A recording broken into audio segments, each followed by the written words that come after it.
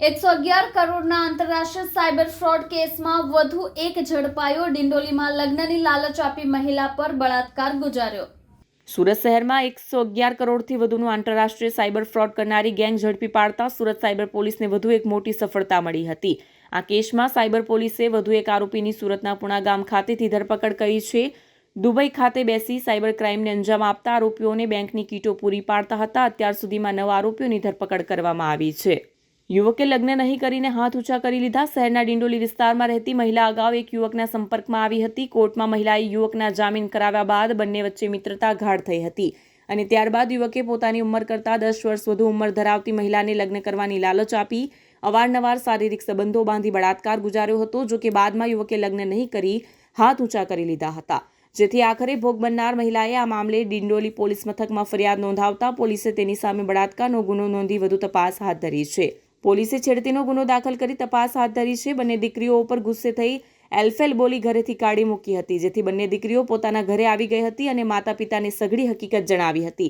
આ મામલે આખરે ગતરોજ ભોગ બનનાર દીકરીના પરિવારજનોએ સચિન પોલીસ મથકમાં ફરિયાદ નોંધાવતા પોલીસે માધવભાઈ દેવાભાઈ રાઠોડ અને પૂર્ણિમાબેન સામે છેડતીનો ગુનો દાખલ કરી વધુ તપાસ હાથ ધરી છે।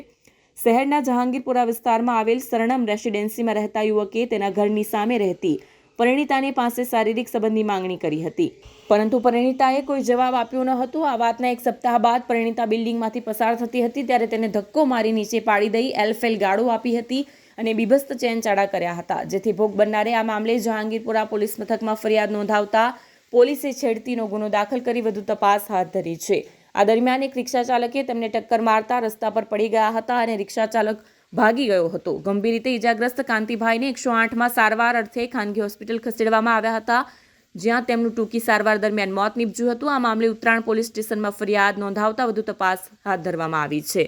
સુરત શહેરની સૂચના અનુસાર સુરત શહેરના નાગરિકો સાયબર ક્રાઇમનો ભોગ ન બને તે માટે પ્રિવેન્ટિવ એક્શન્સ લેવા માટે સૂચના આપવામાં આવેલી હતી। તે અંતર્ગત ગત વર્ષ 2024ના ઓક્ટોબર માસમાં ઉત્તરાણ પોલીસ સ્ટેશન વિસ્તારમાં આવેલ એક ઓફિસ ખાતે બાતમી આધારે સાયબર ક્રાઇમ સેલની ટીમ દ્વારા દરોડા પાડવામાં આવેલા હતા। સદર દરોડા દરમિયાન જે મુદ્દામાલ વગેરે કબજે કરવામાં આવેલ તેના આધારે દુબઈથી ઓપરેટ થતી આંતરરાષ્ટ્રીય સાયબર ક્રિમિનલ્સની જે ગેંગ છે તેનો પર્દાફાશ કરવામાં આવેલ હતો અને ત્યારબાદ એ ગુનો સાયબર ક્રાઇમ પોલીસ સ્ટેશનમાં રજીસ્ટર કરીને વધુ કાર્યવાહી કરતા અલગ અલગ ઈસમોને આજ દિન સુધી લગભગ 8 જેટલા જે ક્રિમિનલ્સ છે જેઓ અહીંયા સુરત શહેરથી સિમ કાર્ડ તથા મ્યુલ બેંક એકાઉન્ટ્સ પૂરું પાડવા માટે કાર્યવાહી કરતા હતા તેઓને ઝડપી પાડવામાં આવેલા હતા। આ કેસમાં જે ક્રિમિનલ્સ દુબઈ ખાતે છે તેઓની LOC વગેરે પણ ઇસ્યુ કરવામાં આવેલ હતી। આ જ કેસ અંતર્ગત ગઈકાલે સાયબર ક્રાઇમ સેલની ટીમ દ્વારા આ ગુનામાં આના હસ્તા ફરતા આરોપી ચંદ્રેશ દયાળભાઈ કાકડિયા, જે પણ આ જે દુબઈથી ઓપરેટ થતી મિલંદરજી ગેંગ છે એનો એક મુખ્ય સભ્ય છે, તેની ધરપકડ કરવામાં આવેલ છે।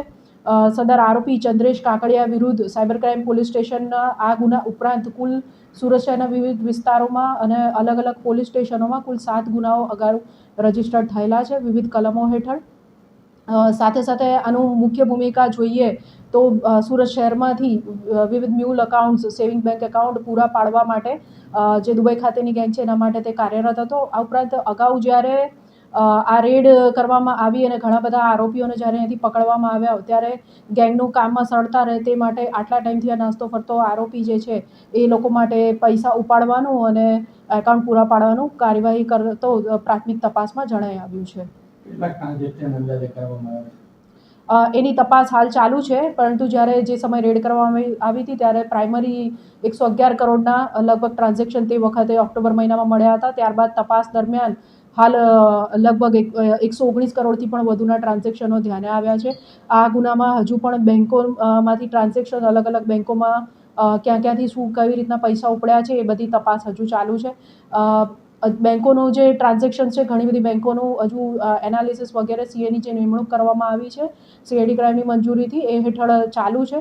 એ દરમિયાન પ્રાથમિક તપાસમાં એવું પણ ધ્યાને આવ્યું છે કે ATM તથા દુબઈ ખાતેથી અબુધાબી ખાતેથી ATMs તથા જે POS મશીન હોય છે એની અંદર એ બંનેનો ઉપયોગ જે કેશ પૈસા છે એ ઉપાડવા માટે કરવામાં આવે છે।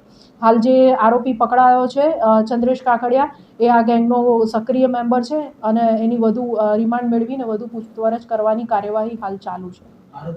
એ આ ગેંગ સાથે લગભગ 1 વર્ષથી સંકળાયેલો છે. જેમ આગળ વાત કરી એમ ભૂમિકા એની મ્યુલ અકાઉન્ટ્સ પૂરા પાડવા અને જે ગેંગ લીડર છે જે પ્રમાણે સુરત સિટીમાં કામ સોંપે એ રીતના કામ કરવાનું હતું. વધુમાં જેમ આગળ કીધું કે 7 ગુના ઓલરેડી એની ઉપર અહીંયા અલગ અલગ વિસ્તારોમાં, જેમાંથી એક સાયબર ક્રાઇમમાં અને આ બીજો ગુનો એ રીતે રજીસ્ટર્ડ થયેલા છે. અને સાથે જે ચંદ્રેશ કાકડિયાનો ભાઈ છે મયુર કાકડિયા ઉર્ફે બેરિયો, એનું LOC આ જ ગુનામાં ઓલરેડી ઇસ્યુ કરવામાં આવેલ છે, જેની ઓળખ સ્કેચ મારફતે અગાઉ કરવામાં આવેલ હતી. તે પણ હાલ દુબઈ ખાતે આ જ ગેંગ સાથે એક્ટિવ